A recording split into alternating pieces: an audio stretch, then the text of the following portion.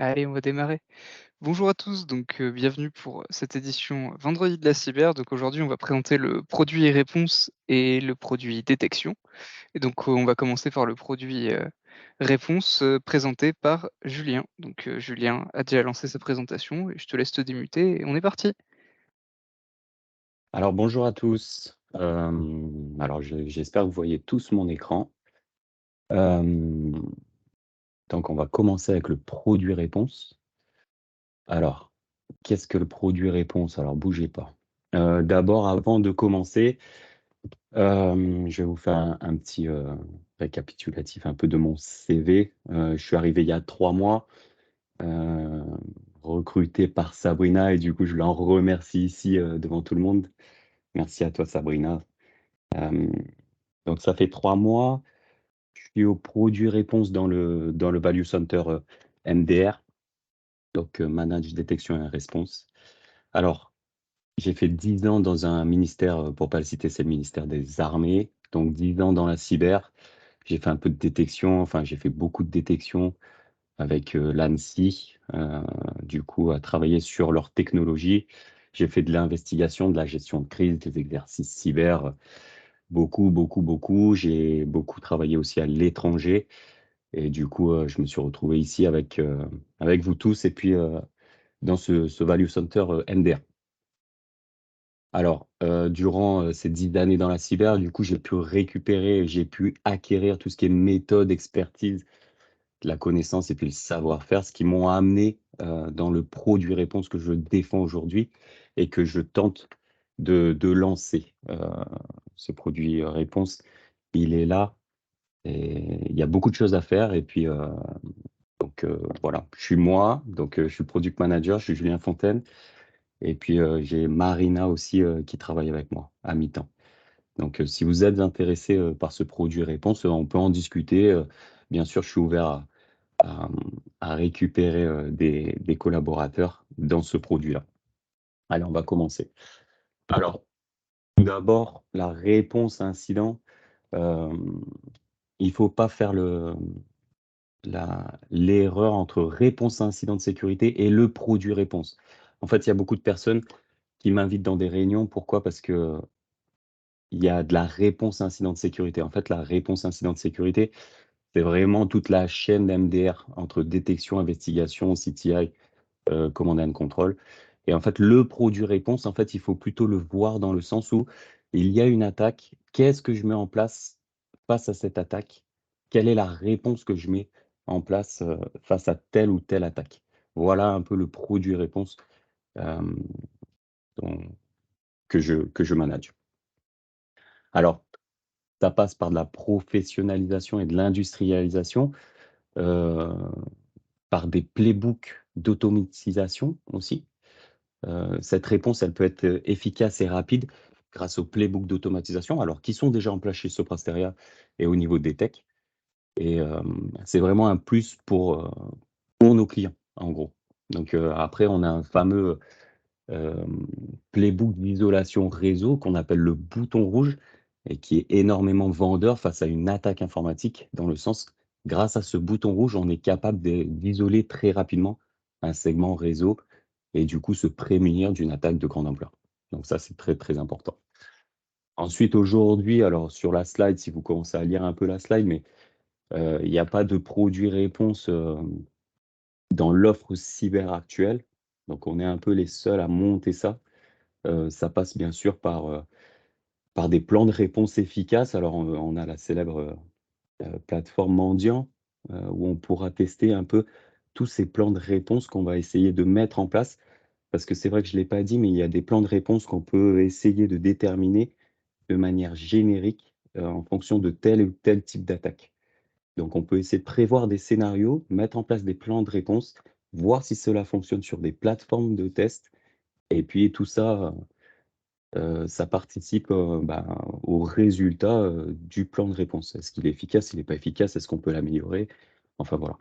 Donc ces plans de réponse et en fait toute cette valeur cyber, qu'on essaye de mettre en place, bien sûr, on se base sur tout ce qui est standardisation, hem, comme le NIST, MITRE, enfin Styx cacao, enfin, toutes ces normes, on essaye de l'appliquer dans ce plan réponse à chaque étape d'un incident de sécurité. Alors après, à terme, bah, tous ces plans d'action entre diriger un peu toutes les parties qui agiront sur un incident, alors au quotidien ou bien dans une crise cyber. Oui, à terme, quand mon équipe sera un peu plus grande, je pense que ça passera un peu par le produit réponse, où on pourra donner aussi, bah, un peu des conseils et puis sur tout ce qui est, remédiation. Donc, voilà. Ça, c'est pour la présentation. Alors, en gros, on va utiliser un use case qui va être très parlant.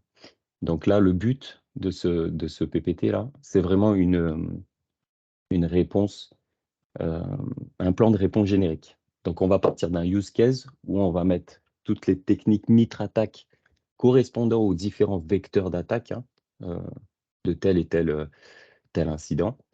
On va déterminer un déroulement d'action et on va y associer tout ce qui est Mitre Defend sur l'ensemble des vecteurs d'attaque initiaux. Et ça va nous permettre d'avoir un plan de réponse générique face à un use case qu'on aura déterminé. Voilà un peu comment on va s'y prendre, comment mon équipe et moi-même allons nous y prendre pour déterminer ces plans de réponse génériques. Alors, si vous regardez dans le coin gauche, il y a Mitre Attack, Mitre Defend et il y a Mitre Engage. Donc, bon, pour l'instant, mon équipe elle est vraiment pas assez déployée pour pouvoir prétendre à faire du Mitre Engage, dans le sens où il y a un attaquant qui est à l'intérieur du système d'information et du coup, Mitre Engage donne des mécanismes pour jouer avec l'attaquant en direct et tout ça. Bon, on n'y est pas encore. Je pense que plus tard, on m'en a beaucoup parlé déjà, mais c'est pas à l'heure du jour. Alors, un autre cas d'usage, on va parler un peu du trafic sortant. Qu'est-ce qu'on peut mettre en place au niveau d'un trafic sortant? On a déterminé que dans un système d'information, il y avait un volume d'informations qui sortait du réseau. Donc en gros, là, je vais vous présenter un playbook, pardon, de réponse. Donc tout à droite, c'est un fichier YAML. Donc en fait, on y associe tout de suite Mitre Defend par rapport à cette technique. Et en gros, qu'est-ce qu'on va essayer d'automatiser via un outil qui s'appelle le XOR? Et bien en fait, si l'enchevêtrement des actions et des mécanismes sont positifs par rapport à telle technique pour entrer dans un réseau et en faire sortir de la donnée, et ben en fait, il y aura un playbook automatique qui va se déclencher pour pouvoir limiter, euh, voire empêcher ce trafic sortant d'enrichir un serveur à l'extérieur. Voilà. Donc on se base vraiment sur tout ce qui est Mitre Defend, mais aussi un peu tous les standards. Ça, c'est vraiment un exemple qui a été fait il y a un petit moment. Si vous voyez bien dans le fichier YAML, il n'y a pas de Mitre Attack ou il n'y a pas de CAPEC, tout ce qui est un peu technique et mécanisme d'attaque. Mais tout ça, ça peut être enrichi dans ce playbook. Et bien sûr, à terme, ça serait vraiment bien d'avoir des playbooks qui couvrent tout le Mitre Attack, tout le Mitre Defend, enfin toutes les informations essentielles et capitales qu'on pourrait enrichir afin de faire des playbooks pertinents. Voilà, tout simplement. Alors, un autre exemple, ça concerne le phishing. Qu'est-ce qui se passe? Donc, au niveau de Mitre Attack, on passe la la T1566, pardon. Donc, on va mettre en place, hop, ah mince, hop. Donc, du coup, euh, non. En fonction de la technique d'attaque Mitre, la T1566, donc du phishing, il va y avoir plusieurs techniques Mitre Defend qu'on va pouvoir associer à détection, investigation, à réponse, à CTI et aussi à Command and Control. En fait, tout ça pour dire que dans les use cases et dans la réponse, on va pouvoir imbriquer et en fait, on va pouvoir, au niveau interproduit, euh, participer à une réponse, pertinente en impliquant tous les produits de MDR, tout simplement. Donc, ça, c'est vraiment un use case. Alors on peut le détailler, mais c'est vrai que le D3-PMAD, va participer à la détection et du coup, ça va participer à tout ce qui est reporting et puis la collection de data, voilà, ça c'est pour, le côté, D3 PMAD. Après, il y a la D3-DA qui va permettre à l'investigation aussi. Pareil, de collecter de la donnée, travailler dessus, en tirer des indicateurs et et cetera, et cetera, et cetera. Au niveau de la réponse et ben, du coup, c'est un trafic, c'est au niveau d'un filtrage trafic qu'il faudra mettre un mécanisme pour empêcher, tout ce qui est phishing. Et au niveau de command and control, bah, c'est pour participer à tout ce qui est dashboard, en fait, faire des graphiques et puis surtout, pouvoir mettre en place, comme la petite étoile qui se trouve en bas à droite, entre ce que MDR interproduit est capable de réaliser en tant que surface de détection, d'investigation, enfin, qu'est-ce qu'on est capable de mettre en place? Et en rouge, bah, qu'est-ce que la décision, enfin, qu'est-ce que le RSSI, heu, est en droit d'attendre, pour couvrir, en fait, tout ton périmètre sous sa responsabilité. Et allez, pour finir, là, on est en train de créer, enfin, je suis en train de créer un plan de réponse ransomware, qu'on va proposer à des clients et du coup, ça, c'est un exemple. Alors, c'est très simplifié, je vous l'accorde. On part, d'un acteur et d'une menace tout en haut et en fait, en fonction de ce que va faire, heu, cet acteur de la menace, on va y associer sur la gauche tout ce qui est partie mitre attaque avec toutes les techniques étape par étape et ensuite sur la droite, tout ce qui est mitre defend avec, bah, toutes les techniques pour essayer d'atténuer, voire de contrer, voire d'éradiquer, heu, hem le cheminement de l'attaquant dans le système d'information. Et tout en bas à droite, si vous regardez bien, il y a le playbook de l'isolation réseau qui est vraiment, au niveau du produit réponse chez MDR, ben, le produit, enfin, qui se vend le plus et qui est le vraiment le plus pertinent qu'on puisse avoir, de nos jours dans un playbook d'automatisation, pour nos clients et pour se prémunir des attaques, qui sont de plus en plus rapides. Sachant qu'en moins de 3 heures, selon l'ANSSI, hein, je cite l'ANSSI, mais en 3 heures, un ransomware est capable de chiffrer un système d'information entièrement. Donc du coup, c'est pour ça que le plan de réponse doit être de plus en plus pertinent, de plus en plus automatisé pour permettre une rapidité et une efficacité, qui est plutôt, bien vue sur le marché. Voilà, j'en ai fini pour moi. Merci de m'avoir écouté. Si vous avez des questions, il y a aucun problème. Même si vous en avez plus tard, vous pouvez m'envoyer un mail avec grand plaisir. Beh, merci Julien. S'il y a des gens qui veulent poser des questions, de vive voix, vous pouvez le faire ou si vous voulez écrire dans le chat, je m'occuperai de les lire et voilà et pour préciser du coup, on va avoir un Vendredi de la cyber sur Mitre, la semaine prochaine. Voilà. Moi, je voulais vraiment, remercier du coup Julien pour la présentation. J'avais juste une question Julien, Oui, c'est savoir sur les plans de réponse que tu as déjà, ouais. tu adresses les périmètres, de l'IT classique. Est-ce que tu as des plans de réponse spécifiques, pour les autres domaines, genre les autres univers? J'entends, justement un peu le domaine, cloud et le domaine, industriel. Est-ce que c'est des sujets que tu as déjà un peu commencé à regarder côté réponse? Ou quelle est un peu la suite en tout cas si c'est pas le cas du coup, comment tu vas aborder le sujet? Alors personnellement, ça m'intéresse et bien sûr, j'ai commencé à y jeter un œil. Hem, je pense que c'est très intéressant et je pense que ça sera amené dans le produit réponse, dans un cadre d'évolution. Mais, oui, c'est prévu. C'est pas encore en place, mais, c'est prévu, Pierrick. Ouais. D'accord, bah, au plaisir de travailler avec toi sur le sujet en tout cas. Mais Ah ouais, mais avec grand plaisir, Pierrick. merci. Merci à toi. J'ai une petite question sur l'exemple que tu as cité.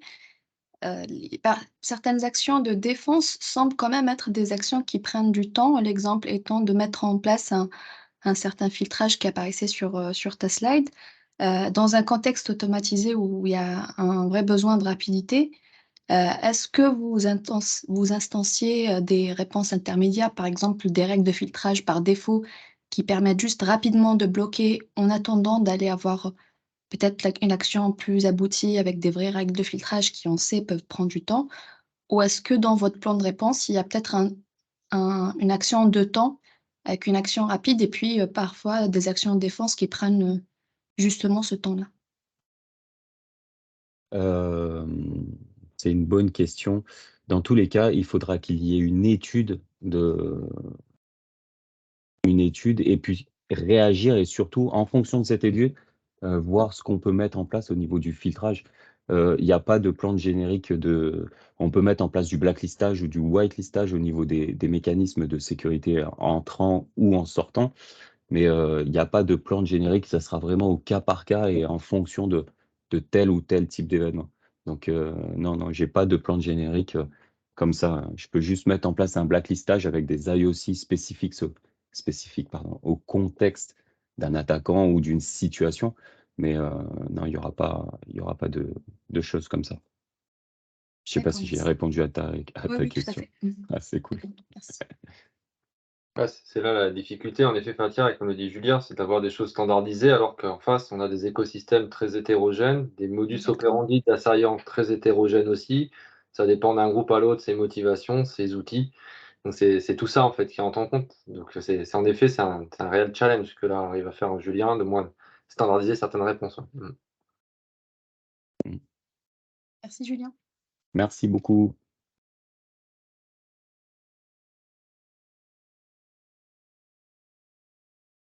Hop, beh, je pense qu'on n'a plus de questions. On va pouvoir passer à la suite, du coup, avec la présentation du produit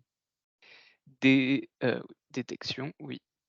Hop, du coup, Sabrina, je te laisse, présenter. Bien sûr. Alors,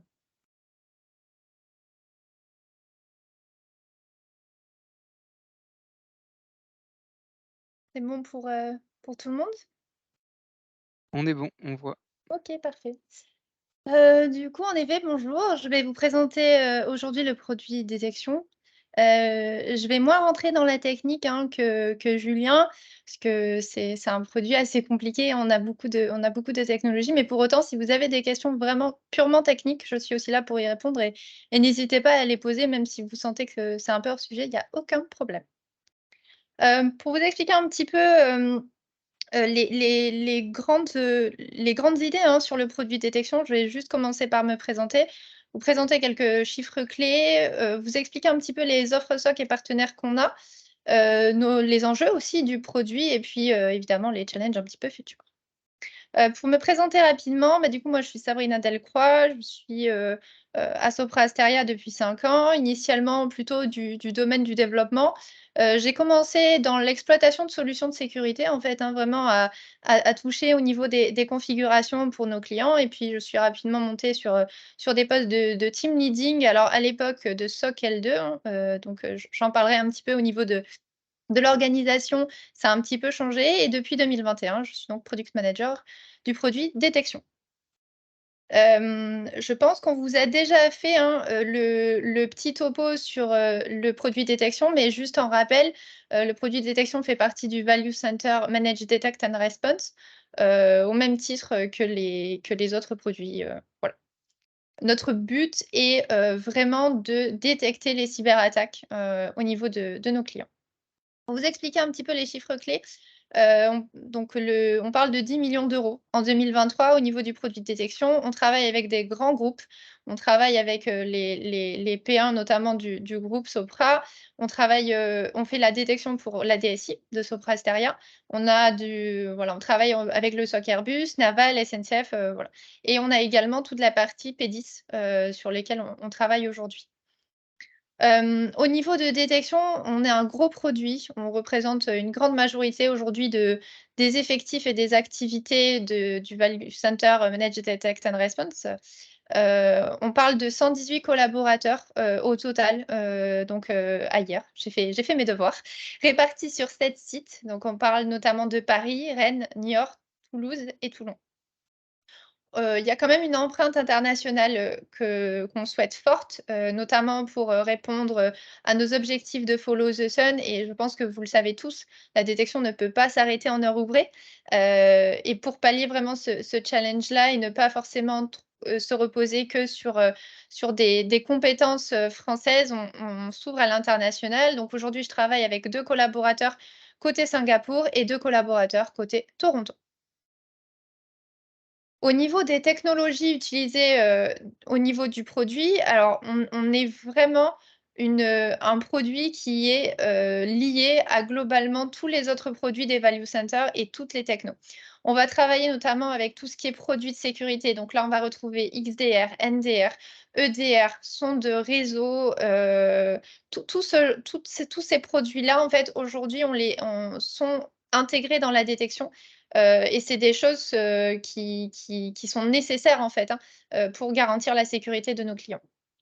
C'est en général les logs, les logs de ces produits de sécurité se retrouvent dans des SIEM. Donc initialement, c'est comme ça qu'on travaillait. On qualifiait et on travaillait sur des alertes qui remontaient depuis les SIEM.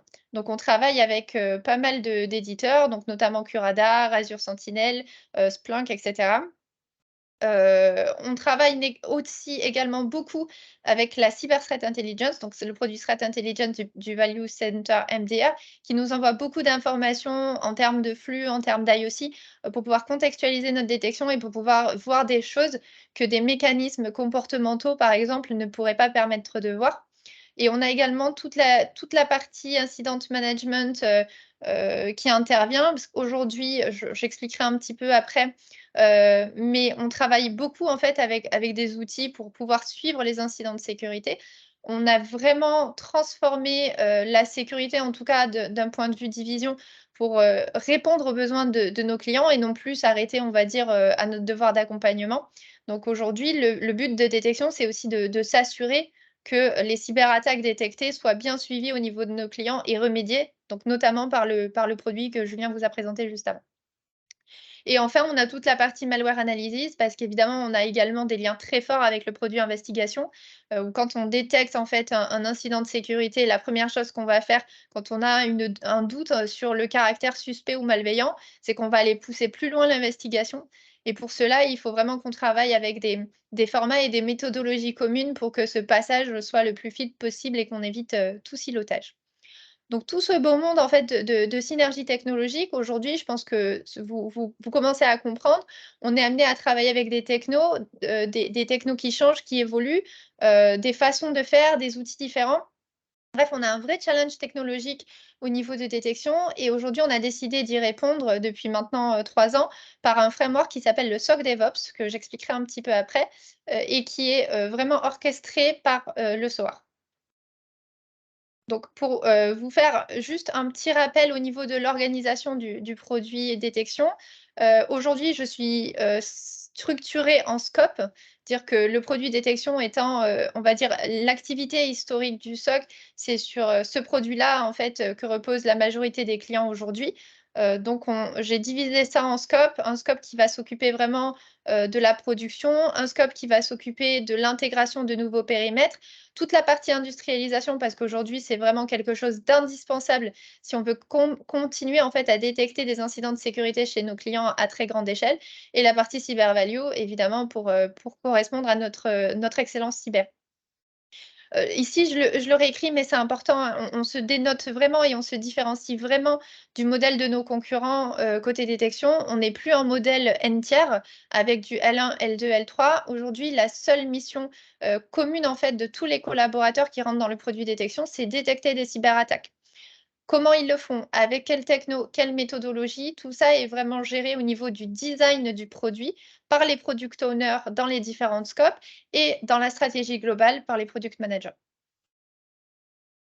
Enfin, aujourd'hui, pour répondre, en fait, aux besoins de nos clients, en fait, c'est simple. Il faut savoir que, historiquement, donc il y a pas mal d'activités qui sont prévues au niveau de la détection. Pour vous les décrire, très rapidement, on va travailler sur de la création, initialement de règles de détection. On va travailler notamment sur de la qualification d'alerte, de la levée d'incidents, Tout ça ne change pas, mais la manière en fait de le traiter est différente. Ce qui va se passer aujourd'hui, c'est qu'en fait, on va récupérer, on va aller capter les besoins de nos clients. On va proposer une activité dans le cadre de nos compétences, voire on va se former pour réaliser cette activité-là. On va l'appliquer chez le client. Donc on le fait régulièrement au niveau d'autres équipes, d'autres produits, via le cadre, via des POC et autres. Ensuite, on va l'intégrer dans le service, puis dans notre catalogue, parce que du coup, en fait, ce qu'on fait, c'est qu'au niveau de détection et même au niveau de tous les produits, on a un catalogue d'activités. Ce catalogue évolue, vraiment pour pallier à la vitesse d'évolution de la cybersécurité et cetera. Et enfin, par rapport en fait, à ce qu'on propose en termes de catalogue, ça peut être, par exemple, créer une règle de détection sur Azure Sentinel, ça peut être, définir des configurations nécessaires pour, avoir les informations nécessaires, par exemple, sur de l'Active Directory. Donc c'est vraiment toutes ces activités-là, aujourd'hui, elles sont consignées dans un catalogue chez nous et elles sont étudiées, au regard de 3 critères.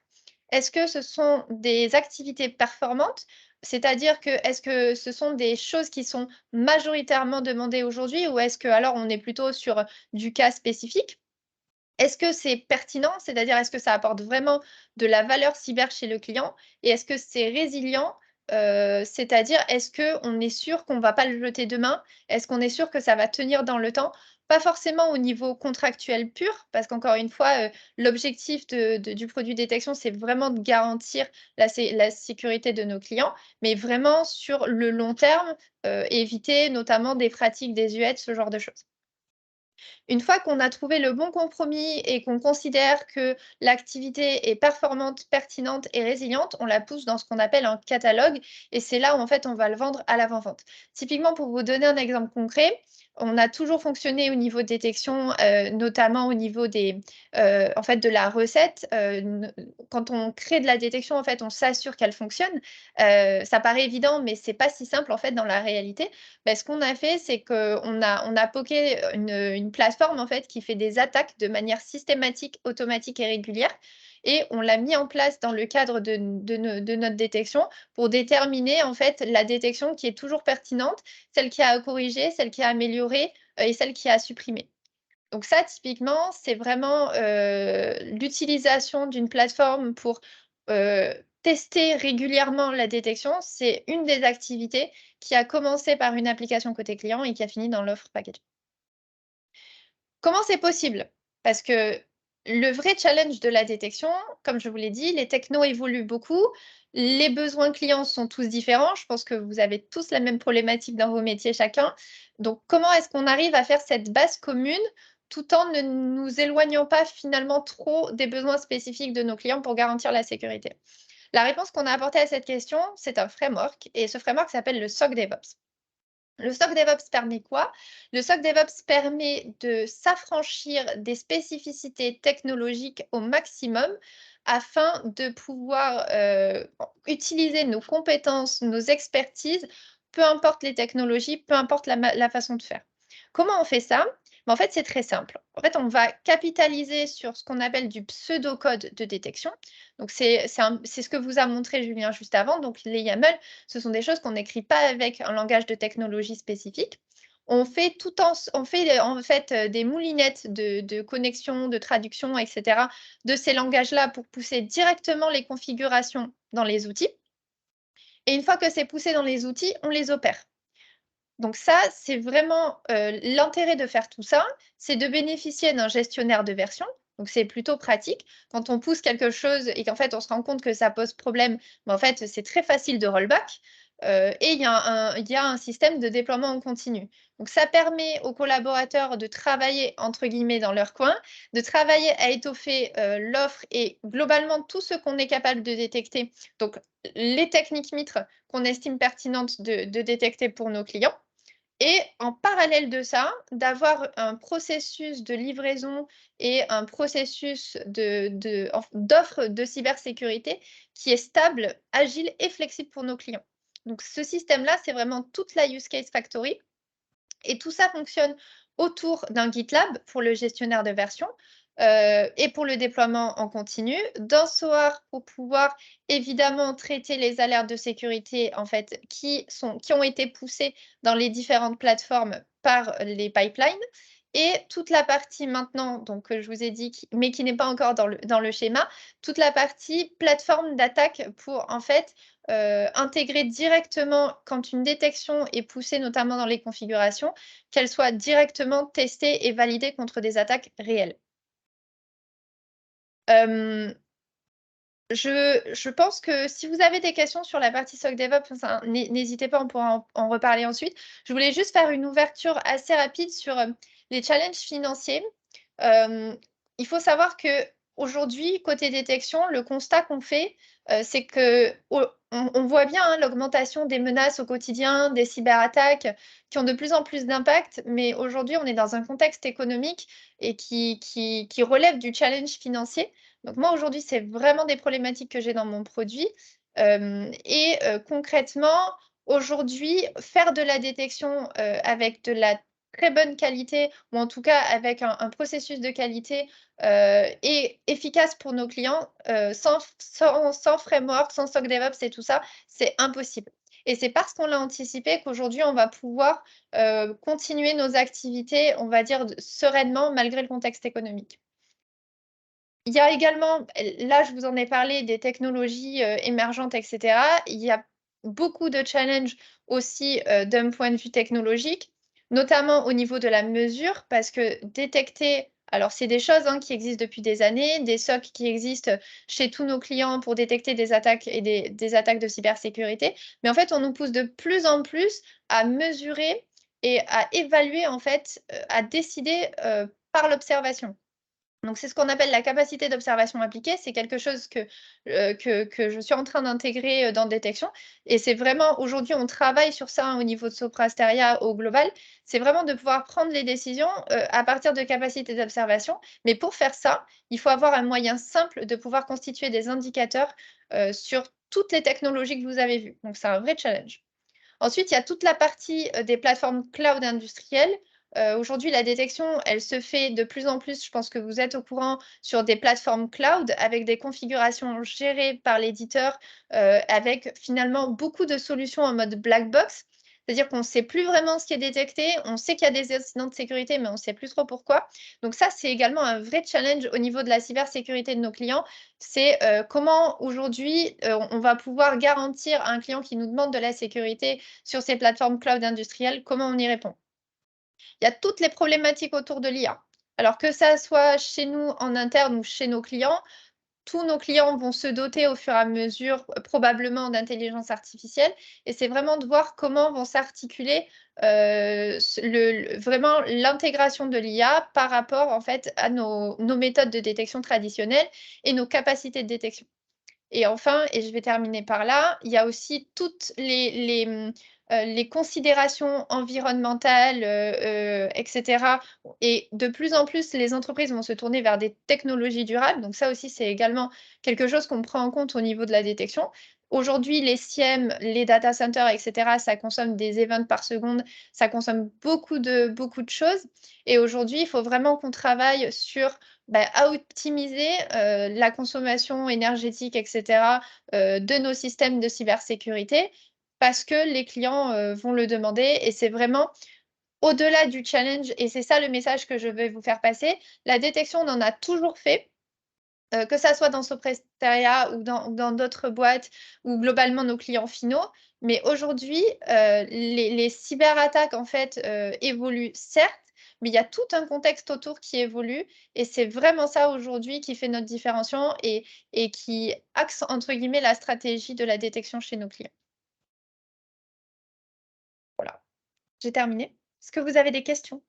Ouais, merci beaucoup Sabrina, c'était vraiment très intéressant. Moi j'avais une question, je ne sais pas si tu as pu observer ce genre de tendance-là vis-à-vis de tes clients et Mmh. l'ajout supplémentaire de périmètre d'environnement SaaS, en fait et je voulais savoir Oui.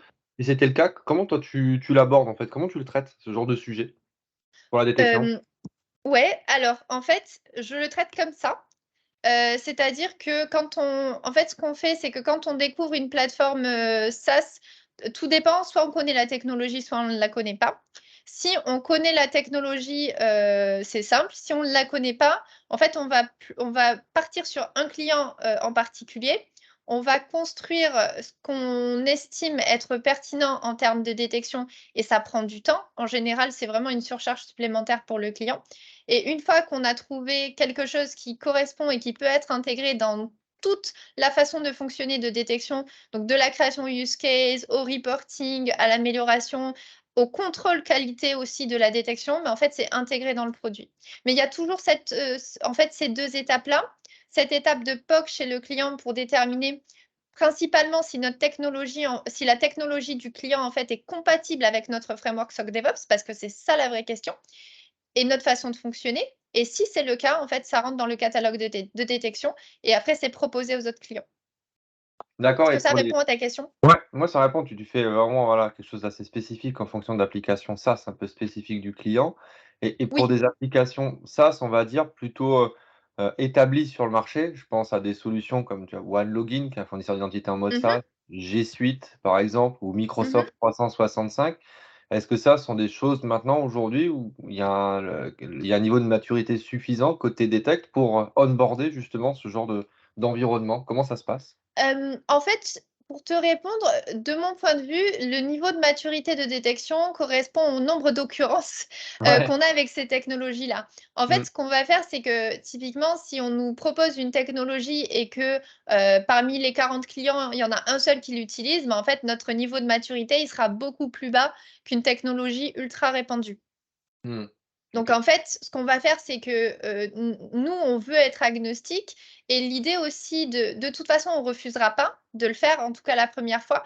Ça nous permettra juste de benchmarker le truc et de dire: «Mmh, OK, c'est des choses sur lesquelles on peut peut-être orienter nos clients parce qu'on trouve que c'est efficace, que ça a de la valeur et en plus c'est industrialisable, mesurable» et cetera.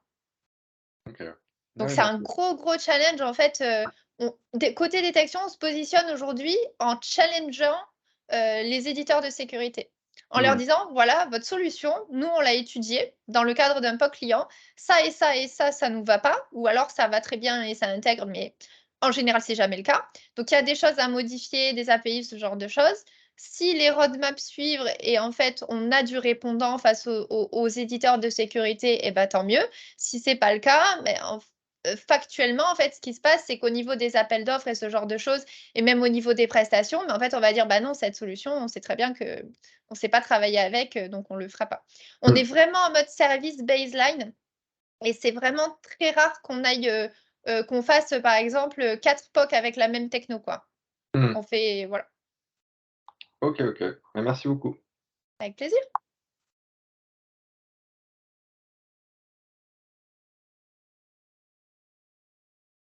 Pas d'autres questions? Des questions techniques, de rétex, autres? Je Apparemment me non, posais il une Renan.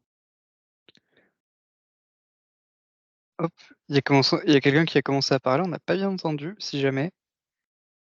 Ah oui, moi je me posais une question sur la partie Android et mobile pour le SOC Oui. aujourd'hui. Est-ce qu'on est capable de le faire ou Alors, on va commencer un run,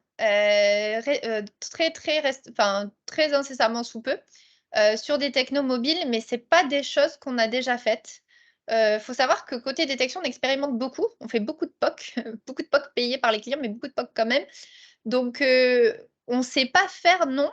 Mais après, au niveau de la techno qui sera utilisée pour le faire, on a un degré de confiance assez fort. Pour le coup, c'est du Sentinel-One mobile, je ne sais pas si tu es au courant? Mais on a un degré de confiance assez fort parce qu'on sait un petit peu comment, Sentinel-One, en fait, construit ses produits. On a d'autres, on va dire, d'autres solutions de cet éditeur-là qui marchent déjà, pas pour les mobiles, mais qui marchent. Donc on est assez confiant. Donc OK. typiquement, du run sur mobile, ça dépend, ou Android et tout ça, au niveau de la détection, ça dépend avec quoi le client veut faire sa détection. Si c'est nous qui choisissons, évidemment, c'est oui. OK, d'accord. Voilà. Mais souvent, c'est le client qui choisit et d'ailleurs, on veut laisser ce choix-là au client exprès, parce qu'on estime que déjà, ça nous donne une bonne panoplie de solutions plutôt que de s'enfermer sur des solutions technologiques précises. Et surtout, en fait, ça arrange le client. Souvent, ils ont déjà acheté leur licence, ils ont déjà déployé des choses et tout ça. Côté détection, ce qui est important pour nous, c'est de ne pas être un frein au développement et aux transformations numériques de nos clients. Et c'est vraiment sur ça qu'il faut c'est vraiment sur ça qu'on axe notre plus-value aujourd'hui par rapport à d'autres SOC, d'autres manières de détecter, etc. C'est quelque chose de périn sur le futur et qui s'adapte aux clients quand même. OK, d'accord. Merci. D'autres questions? Et globalement, les éditeurs jouent le jeu? Question piège ça! Les startups françaises jouent le jeu. Les éditeurs européens jouent le jeu. Les Américains, pas trop. Parce que je pense aussi que c'est dû à notre empreinte. Côté Sopra Steria Global, on adresse plus des contrats français et européens. Et donc, entre guillemets, on a plus d'emprise Ouais, plus sur de ce points. marché-là, sur ces clients-là. On sent que côté américain, ça coince un peu. OK. Voilà. Merci Sabrina. Avec plaisir. D'autres questions?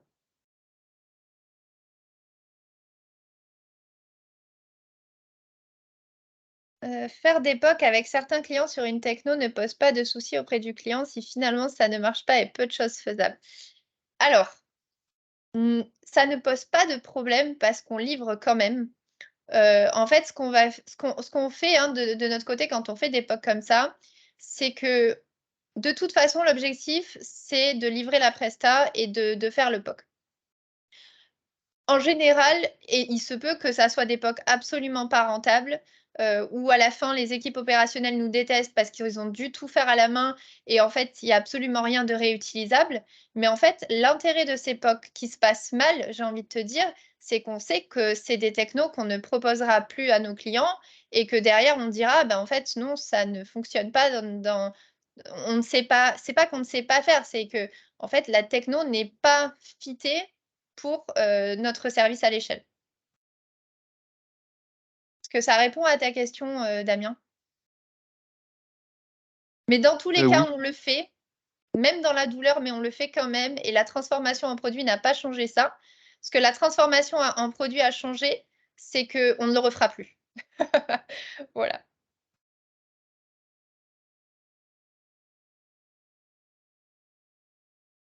D'autres questions?